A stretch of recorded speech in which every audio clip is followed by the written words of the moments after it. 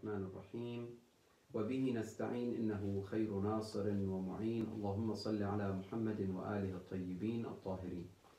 La dernière fois, on n'a pas eu le temps de développer beaucoup cette question parce qu'il y avait la partie introduction que je devrais essayer de plus éclaircir sur la question de coucher de soleil et le maghrib.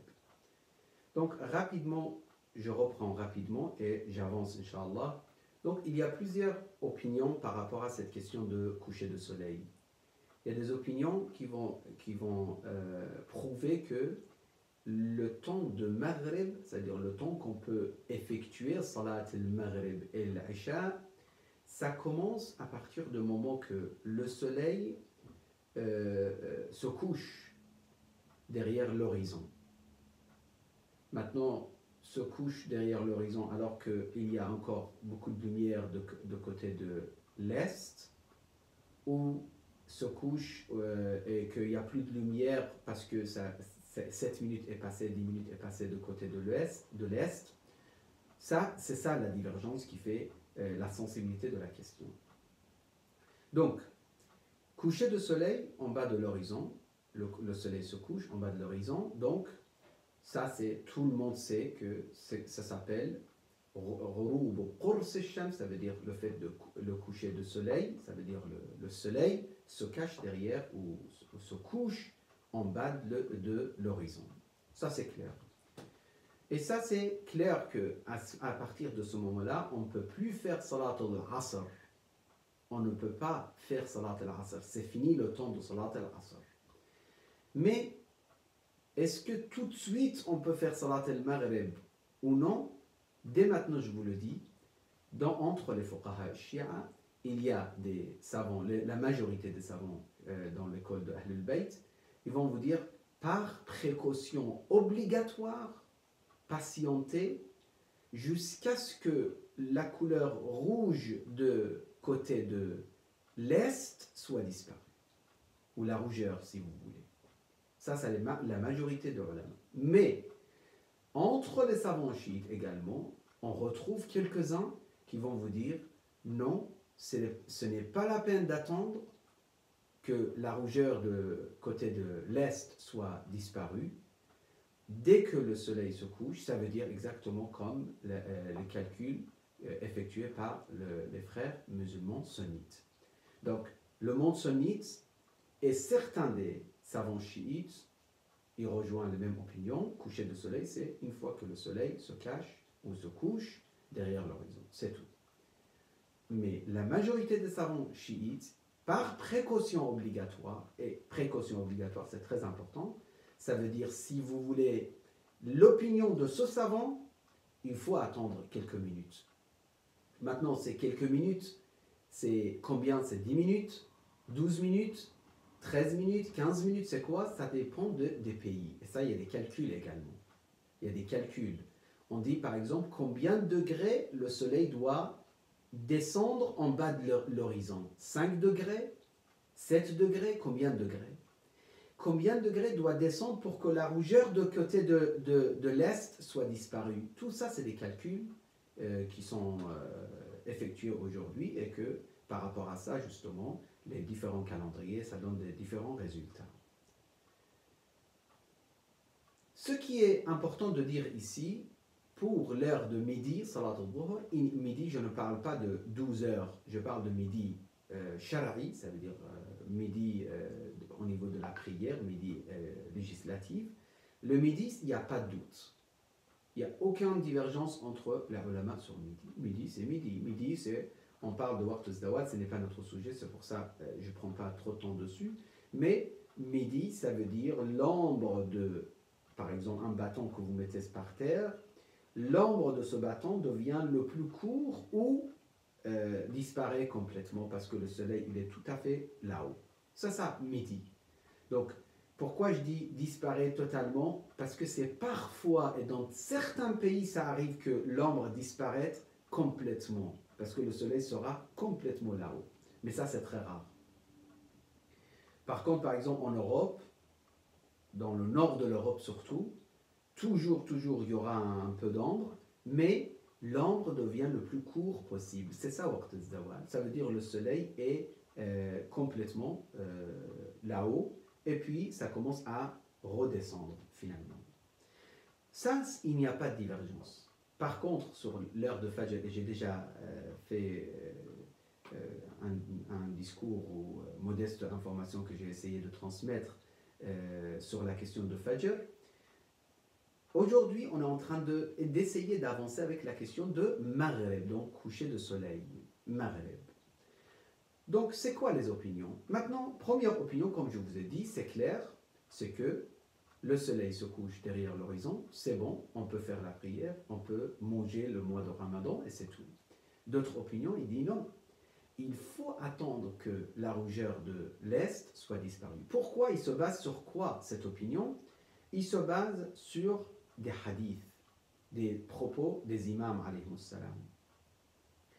Maintenant, vous allez me dire, mais si c'est des propos des imams, pourquoi alors il y a certains chiites qui n'ont pas pris ces propos comme argument pour dire tous, ça veut dire tous les chiites, dire que non, ce n'est pas précaution obligatoire, c'est obligatoire d'attendre jusqu'à ce que la rougeur de l'Est soit disparue. Pourquoi alors il y a eu quelques divergences?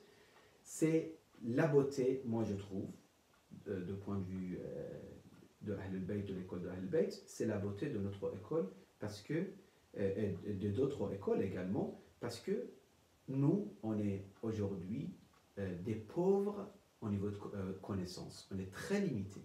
On a perdu nos imams. L'imam du temps, il est occulté. On n'a pas accès à lui poser des questions de la jurisprudence. Depuis l'occultation de l'imam, nous, on a compris que, à travers les hadiths des imams, on a compris que c'est les spécialistes qui doivent se focaliser, se poser des questions et répondre. Et finalement, personne ne prétend d'être 100% avec la réalité, ou de dire 100% la réalité. Juste un exemple que je donne rapidement pour tout le monde, pour nous tous c'est utile. Aujourd'hui, par exemple, si vous prenez l'avion, juste rapidement, après je reviens vers notre sujet. Aujourd'hui, vous êtes musulman, vous dites, moi je suis aucun savant, moi-même je regarde le Coran et je regarde le hadith et je fais ce que je dois faire. Donc, moi je pose la question, messieurs, vous prenez l'avion à 10h du matin. 10h du matin. Et vous prenez l'avion pour 14h vers l'ouest. Et c'est mois de Ramadan. Après 14 heures de vol, vous arrivez, c'est 11h du matin. Ce jour-là, vous voulez, ça y est, faire l'intention de Iqama dans cette ville où vous êtes arrivé. On va dire par exemple que vous êtes arrivé, je ne sais pas, Vancouver.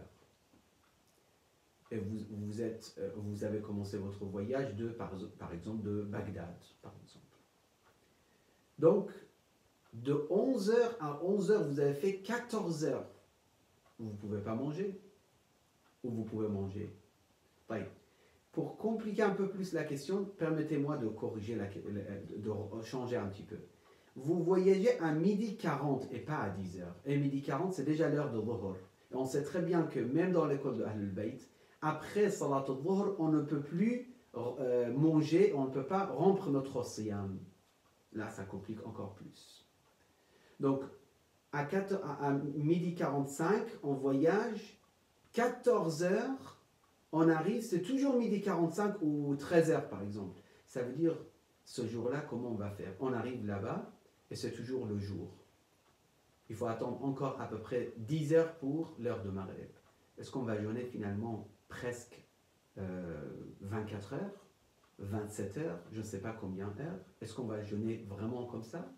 Ou on va dire, non, finalement, on jeûne que 24 heures. Comment on va réagir? D'accord, on reste en voyage pendant 24 heures. Et c'est que le midi. On a fait Salat al-Dhuhr pendant 24 heures, on est dans l'avion. On ne prie pas, on ne fait plus de la prière. Encore autre.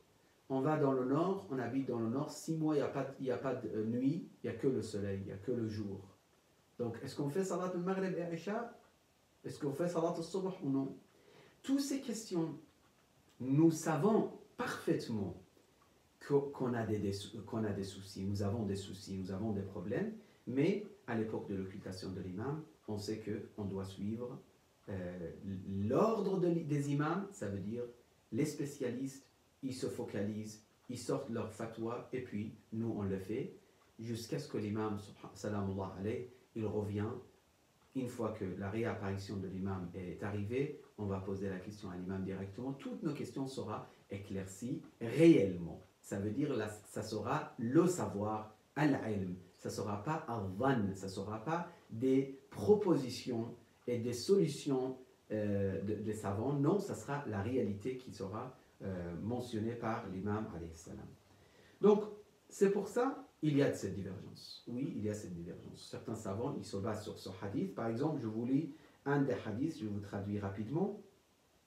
Le hadith, il dit إذا غابت الحمرة عن أبي جعفر عليه السلام إذا غابت الحمرة من هذا الجانب يعني من المشرق فقد غابت الشمس. Si la rougeur de côté de l'est se disparaît, cela signifie que le soleil est totalement couché.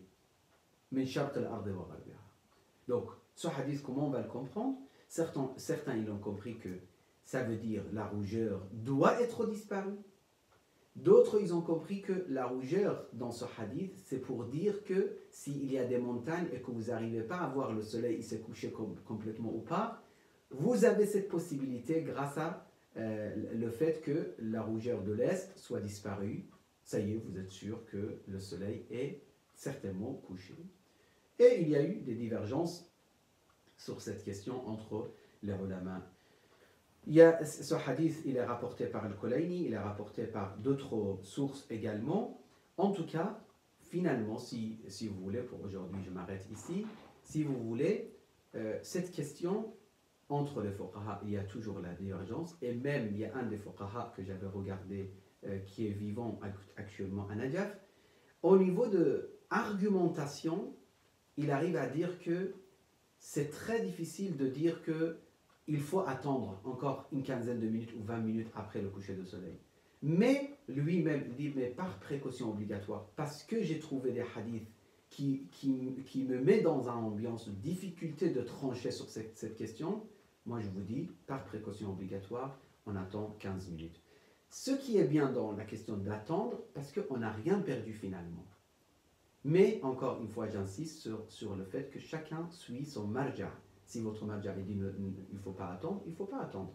Mais si votre marja dit il faut attendre, il faut comprendre que ce marja dit par précaution obligatoire. Je termine avec cette phrase. Précaution obligatoire, ça veut dire si vous suivez votre marja sur cette question, vous devrez attendre.